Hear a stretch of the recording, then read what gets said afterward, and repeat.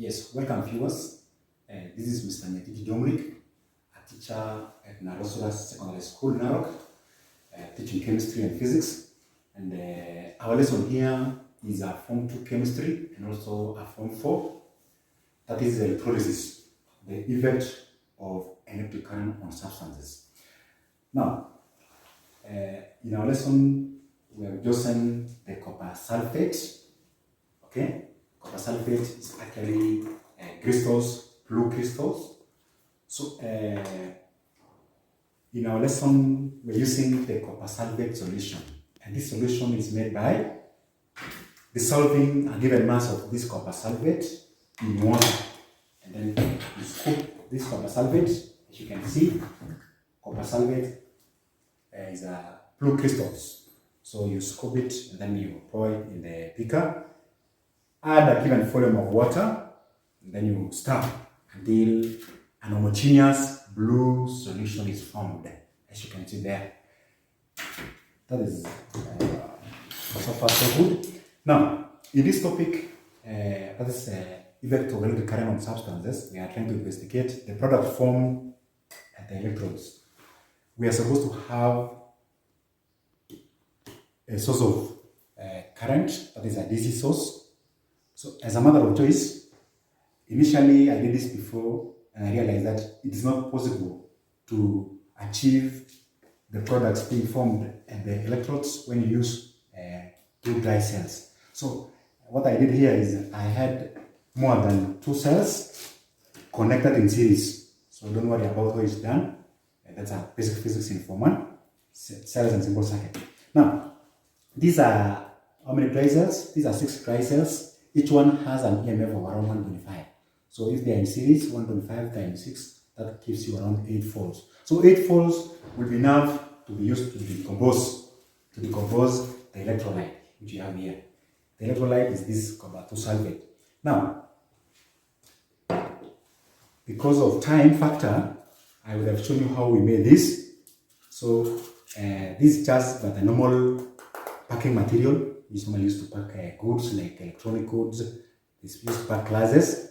This is a polymer. So this thing is to separate the two electrodes.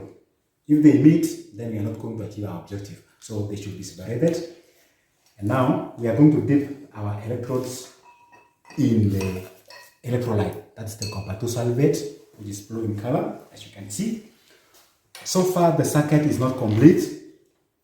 So I could have used a switch here, but this switch we can replace directly by connecting one part of the circuit like this. The circuit is complete. And by doing that, as you can see, the bulb is lighting. So the first thing is that the bulb is what? Lighting. So it might not be very clear because there is too much light emanating from outside. But the bulb is lighting. That's the most important thing. So if the bulb is lighting, then it tells us that this substance conducts electricity in solution form. So copper sulphate is an example of a substance which conducts electricity in aqueous state. So in that case, is an example of electrolyte. So copper sulphate solution is an electrolyte. Now, as the current flows through this solution, in this setup, a chemical process is taking place. This chemical process is what we are referring to as electrolysis. So electrolysis is taking place, and this can be witnessed, or you can make some observation of electrolysis after some time.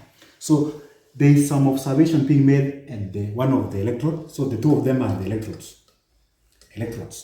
So in electrodes, we have two types of electrode. We have the anode and what we call the cathode.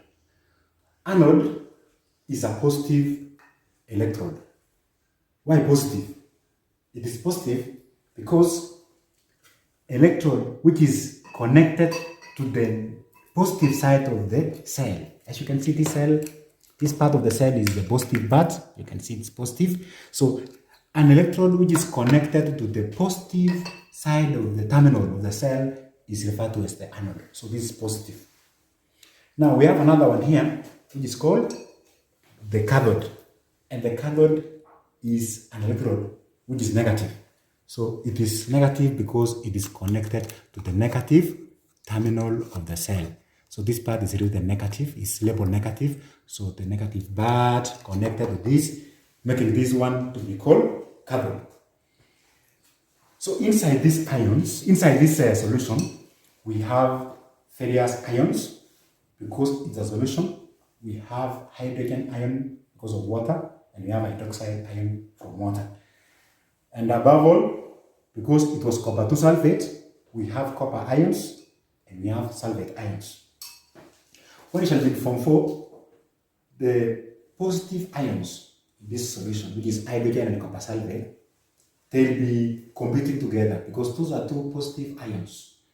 And there is one which is preferentially discharged. So between copper ions and hydrogen ions, we expect that hydrogen ions to be preferred, to be discharged at the cathode. But that's not the case.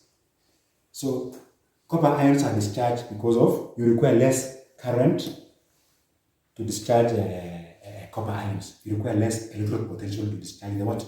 That is Form 4 work. So for the Form 2s, that one we are going to learn in Form 4. But for the candidates Form 4, you need to know inside the solution we have the hydrogen ions and the copper ions. So copper ions are preferentially discharged at the what? At the cathode. Why am I saying cathode? Remember earlier in the lesson, we say that the cathode is negative. Cathode is being negative. And the basic law of charges states that like charges repels while unlike charges attracts. So the negative charges, the positive charges, copper ions, which is positive, is attracted. Copper ions in this solution, they migrate, they are attracted by the cathode, which is negative. So negative attracts the positive here. And when they are attracted there, they are discharged in the cathode. At the same time, or simultaneously, the hydroxide ions in the water. Here we have which are negative ions in this solution. We have the negative hydroxide ions and sulfate ions. So between sulfates and hydroxide, hydroxides are preferentially discharged because it requires less electricity to be discharged than sulfates. So you find that the hydroxide ion now will be discharged as oxygen gas. So if you zoom these electrodes, the surface of electrode, this, which was the anode, attracts the negative ions, which is hydroxide. So hydroxide, by reaching here, they lose the electrons, they are discharged, and they become, their oxygen is produced. So oxygen, water, I think we are going to learn in class that one, the equation for that. So there is a colorless gas, oxygen, being produced around this electrode. So you can see colorless gas being produced. That colorless gas is oxygen. And you can test that using a glowing splint. So far so good. The process, you can see the bulb lighting, the process, electrolysis is taking place inside here. So we are going to withdraw, we are going to remove the two electrodes from the electrolyte, that is copper sulfate, and we are going to observe. So we are going to remove.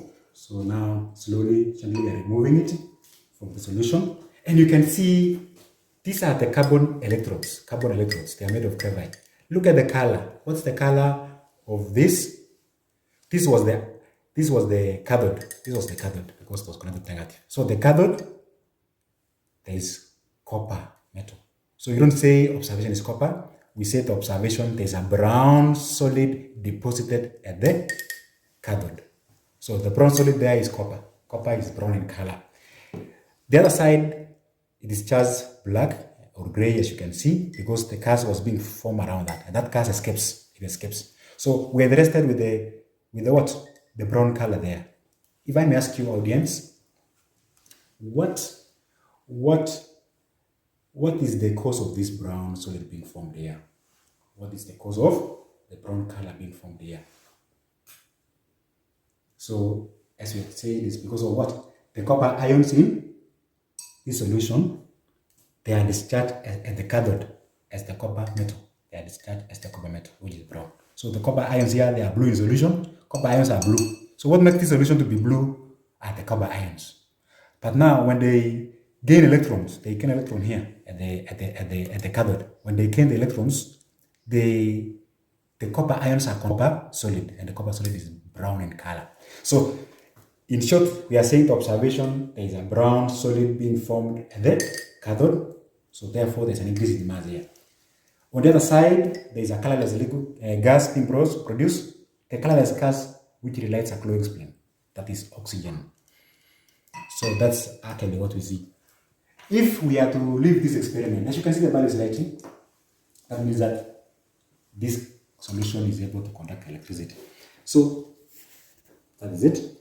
So if you continue allowing current to flow, if you leave this setup for some time, if you allow this setup to continue, that is undisturbed, this blue color, that blue color of solution will fade. It will fade. What do you think? What makes this solution to fade? Fade means that changing from all blue to almost colorless. What makes it fade? The answer is very simple, class. Copper ions are blue in color. And we know we are forming copper solid at the cathode. So it is fading because of the decrease in concentration of copper ions. So copper ions are decreasing in concentration, and therefore that explains why this solution with time it fades. So what are the observations made in this setup of the experiment? There are three clear observations that we can make. Number one, there is colorless gas formed at the anode, a colorless gas which relates a glowing spleen. So you can see bubbles there. That's the first observation. Two, there is a brown solid formed at the cathode, that is the copper solid. Three, the solution, after some time, this solution fades. That is, it changes from blue to colorless. Why? Because of decrease in concentration of copper ions in solution. So the chemistry of this can be learned more in Form 4, but as Form 2, we are just interested in this solution is able to conduct what? Electricity. The chemistry behind it, we are going to learn in Form 4. But for the Form 4s, now that's the chemistry behind it. So the issue of preferentially discharged ions, which is a lesson with some another time. So otherwise, thank you so much, dear audience, and maybe we can meet in other chemistry lessons later.